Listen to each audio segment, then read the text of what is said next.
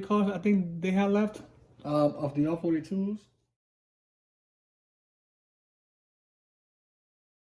But the reason why they couldn't, like I said earlier, was because of the structural integrity of the R44s, which I guess their internal parts, I guess, couldn't handle. I mean, whatever they did, the NTA, they screwed that damn train, and now they had to retire prematurely, 38 years. Amazing.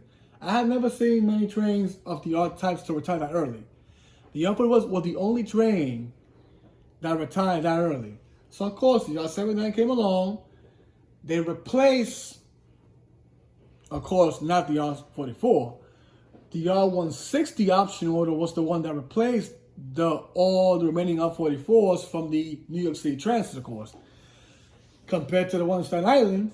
Because, see, the weird thing about it was that the R46 also was supposed to go to Staten Island as well. And they did with A that the F train sent them to Picton yards to have them A. But for some, I'll tell you more about that there, folks, too, also, because technically the R79s were also supposed to go to Stein.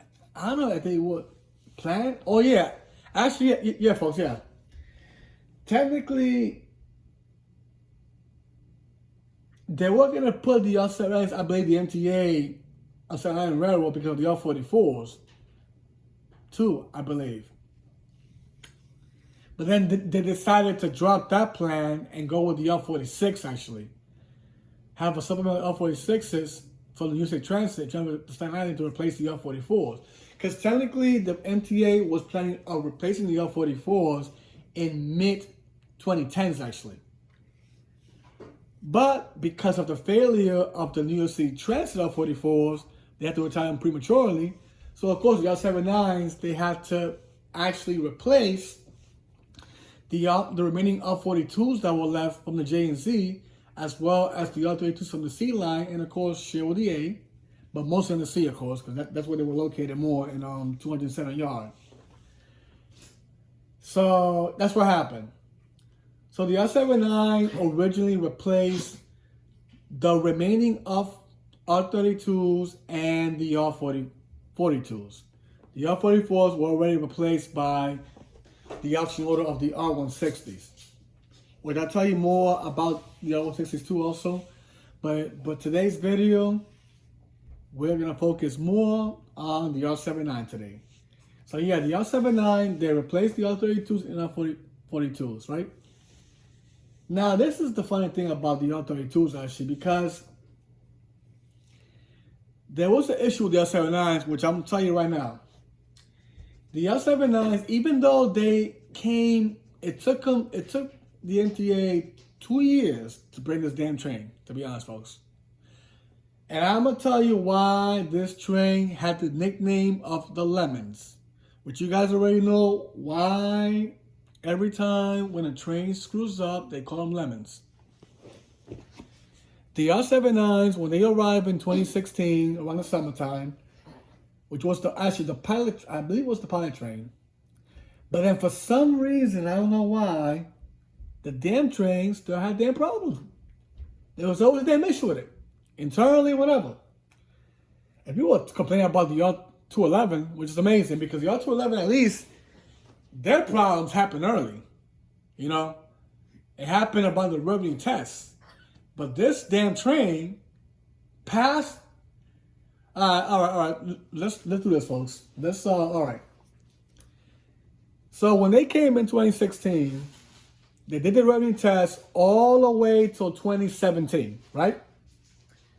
So then the first 4-car set arrived on the J line, of course, you know, the J and C line. But of course, we'll focus on the J because, you know, the J is the majority line, you know, in when it comes to East New York, of course.